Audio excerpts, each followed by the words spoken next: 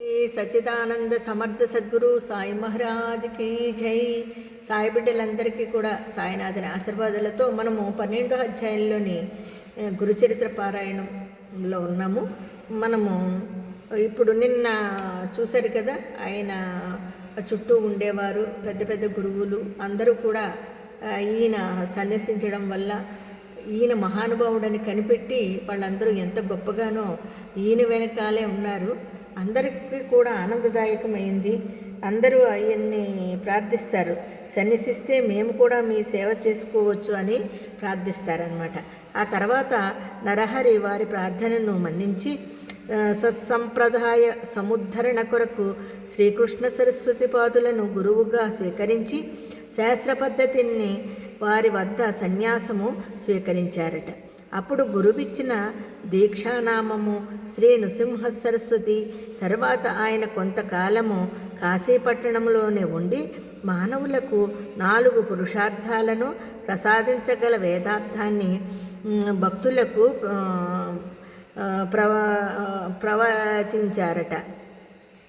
ఆయన చూడండి, కాశీపట్టణంలోనే ఉండి మానవులకు 4 పురుషార్థాలను ప్రసాదించగల వేదార్థాన్ని భక్తులకు ప్రవచించారంట, అంటే ఆయన వినిపించారంటండి. అంతవరకు గురుకథను శ్రద్ధగా వింటున్న నామధారకుడు, స్వామి, నాకు ఒక సందేహము కలుగుతున్నది. విశ్వగురుడైన శ్రీగురునికి ఇంకొకరు గురువెలా కాగలరు? గురువునాశ్రయించి ఆయన సాధించవలసినదేమున్నది అని అడిగాడట. సిద్ధయోగి ఇలా చెప్పారట.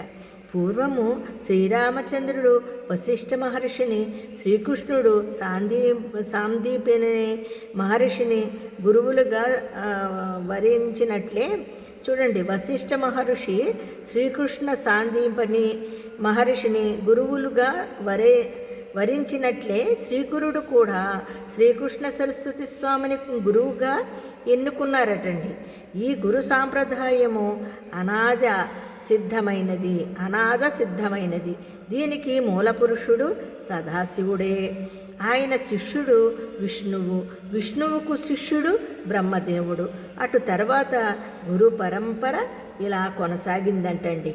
బ్రహ్మదేవుడి నుండి వశిష్ఠుడు, శక్తి, పరాశరుడు, వ్యాసుడు, శుకుడు, గౌడపాదుడు, గోవింద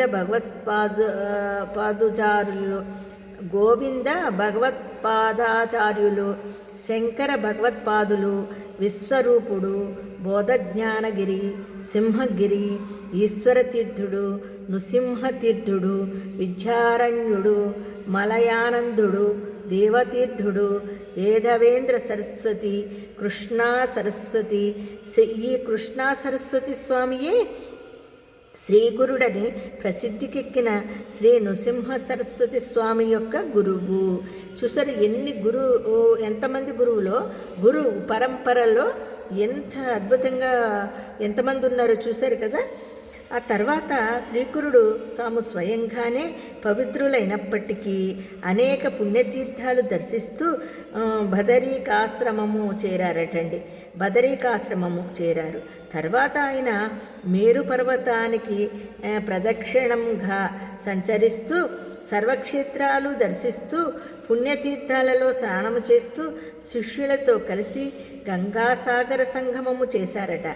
ఆయన మొదట గంగకు ప్రదక్షిణంగా ప్రయాగ వరకు తటాకయాత్ర చేశారట. అది కూడా గంగా ప్రదక్షిణముతో సమానమే. అందుకే ప్రయాగను కూడా గంగాసాగరం అంటారట. ప్రయాగలోని వారికి ఎంతోమంది శిష్యులు ఉన్నారటండి. ఆ క్షేత్రంలో మాధవుడనే బ్రాహ్మణుడికి శ్రీగురుడే స్వయంగా తత్వం ఉపదేశించారంటండి. ఉపదేశించి సన్యాసం ఇచ్చారట ఆయనకి. మరి 12వ అధ్యాయాన్ని ముగించుకున్నామండి. అంతవరకు అందరికీ సాయిరామండి. శ్రీ దత్తాయ గురువే నమః. శ్రీ శ్రీపాద శ్రీవల్లభాయ నమః. శ్రీ నృసింహ సరస్వతియే నమః. జై గురుదత్త, శ్రీ గురుదత్త.